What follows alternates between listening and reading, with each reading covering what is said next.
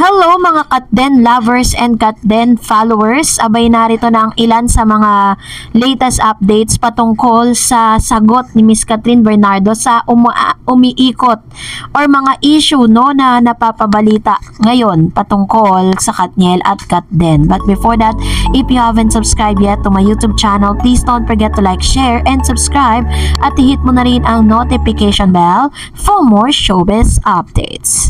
Of course, bago tayo magpatuloy sa ating updates for today's video, ay nais ko po muna magpasalamat of course sa lahat po ng mga nagiging bahagi po ng araw-araw nating updates at sa palagian ninyong pagpili dito po sa ating channel patungkol po sa mga latest updates kay Catherine at Alden Richards or sa Katden. So, maraming salamat.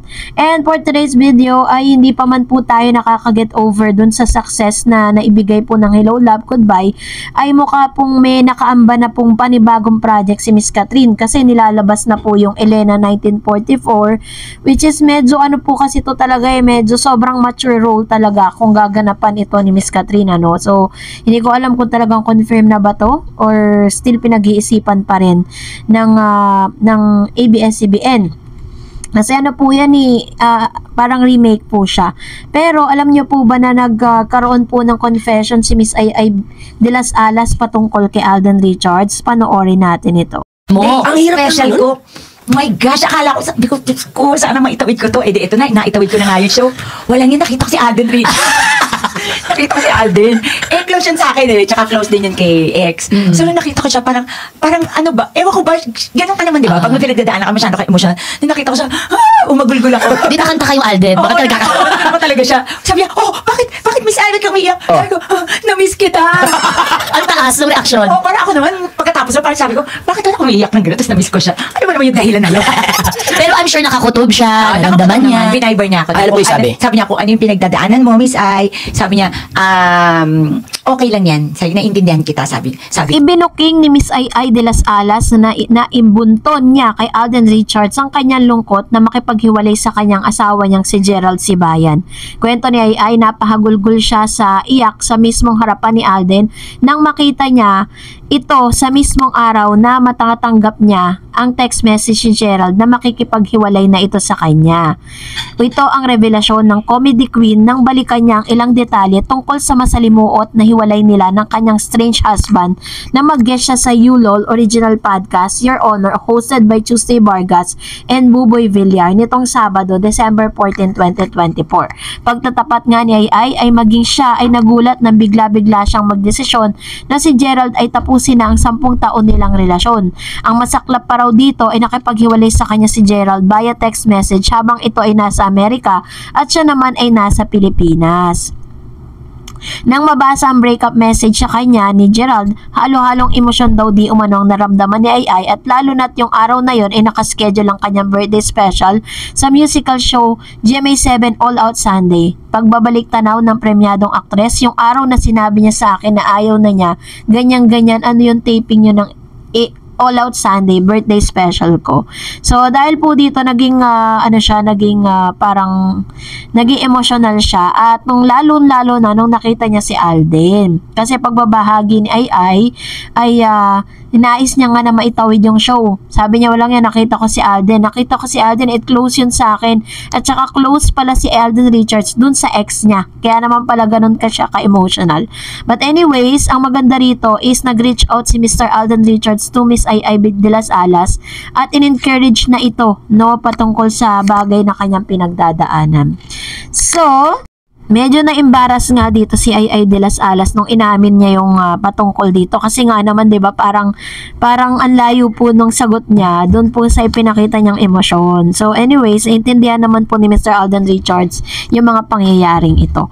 So ngayon pag-usapan po natin ang ilan sa mga posts ni Miss Catherine Bernardo sa kanyang IG kasi marami po kasi nagtatag na bisitahin yung IG account ni Miss Cat at doon daw yung sagot patungkol sa mga issue na bumabalot ngayon dito po kay Catherine, kay Daniel Padilla at Alden Richards. At sa kanya pong post, yan sa ibinahagi niya pong post sa social media or Catherine Bernardo breaks a social media hiatus. Sabi niya, Manila actress Catherine Bernardo is back on social media after almost a month of being inactive due to her busy schedule promoting her blockbuster movie Hello Love Again with actors Alden Richards. Last Sunday, Bernardo said to Hello Love Again to her 20 million followers on Instagram.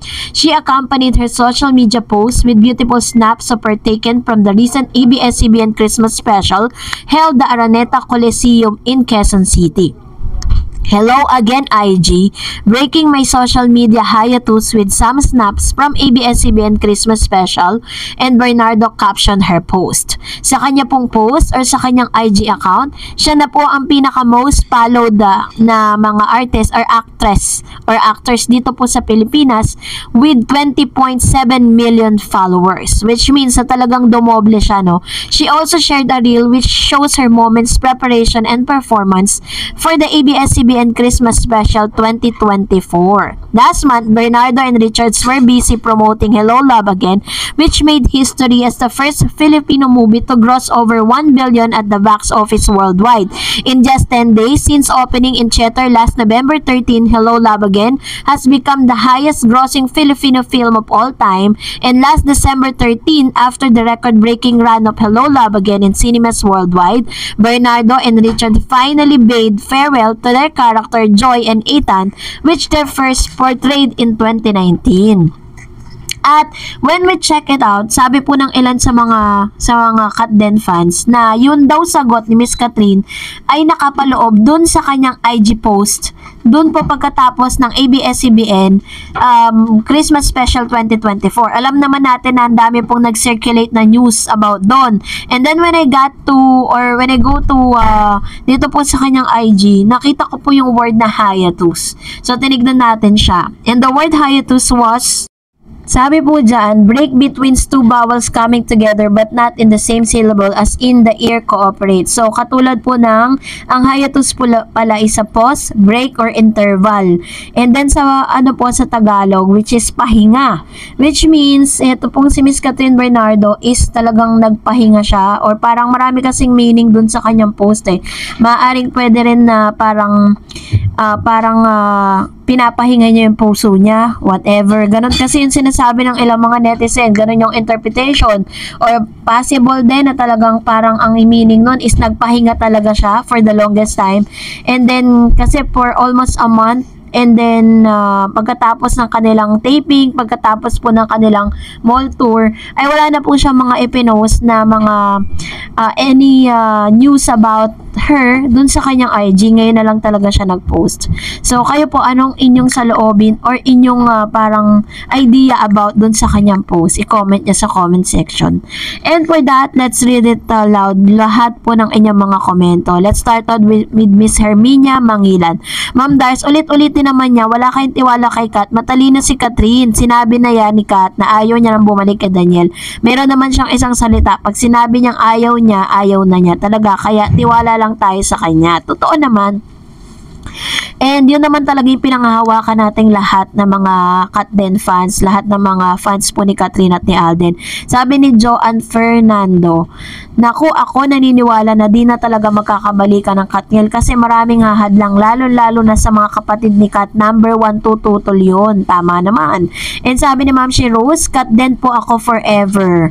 Ayan, kung nakita po ninyo, diba, during the breakups ni Catherine at ni Daniel, isa sa mga talagang galit Gina G sa social media at naglalabas ng mga evidence at naglalabas ng mga parang yung pa-surprise or parang yung mga hints, no, patungkol dito. Yung mga kapatid ni Catherine, sila mismo yung gumagawa nito on behalf dun sa kanilang kapatid. Sabi ni Miss Ley Rosales, kasi yan si OG, takot pag-usapan ng Katden. Ayaw na niya na mabash ng mga Katniel fans. Kaya ayaw niya i-content ang Katden. Kasi si OG Diaz, Katniel fan din yan. Kaya Katniel ang gusto niya i-content.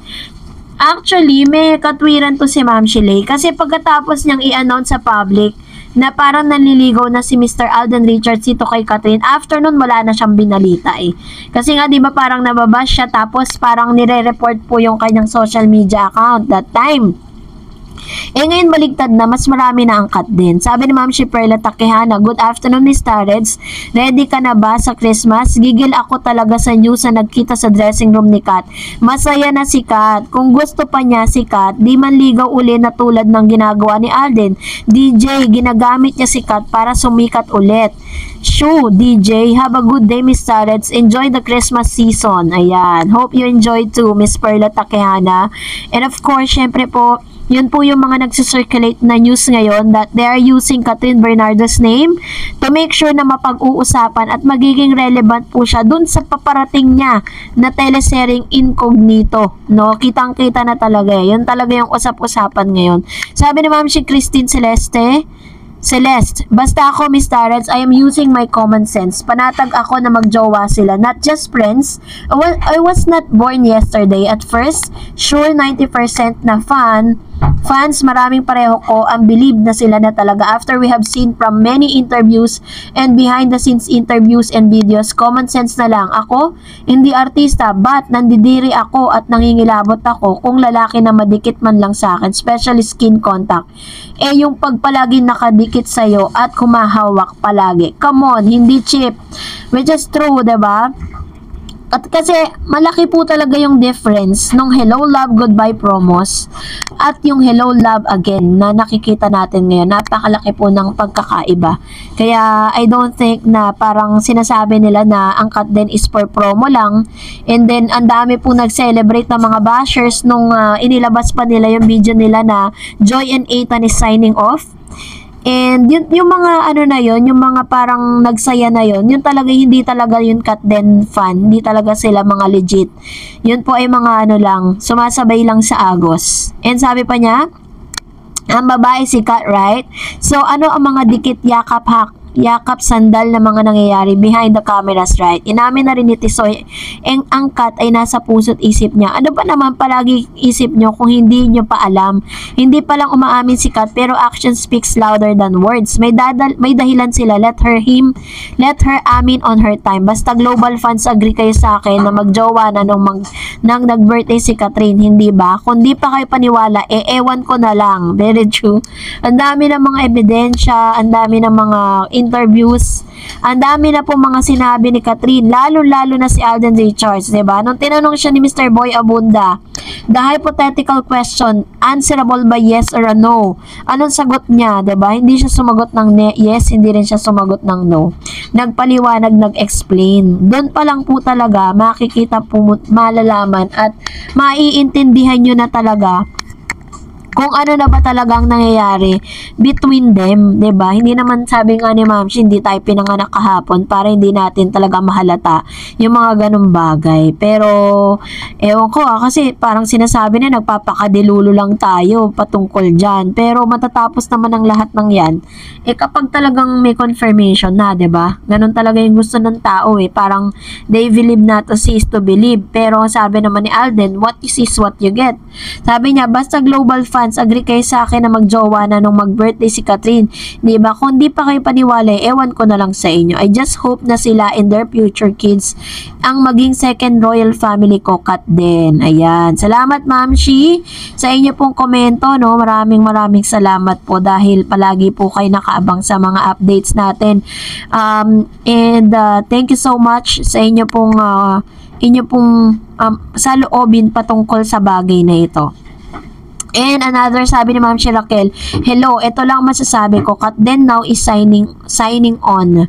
Katniel signing off. Yung Hello Love Again ni Catherine at Alden, totoong trabaho lang talaga yon.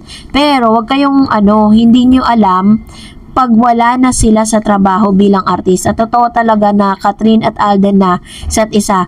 Kaya kayong mga Katniel at mga bashers, wala kayong magagawa kung talagang sila ni Alden at Catherine na.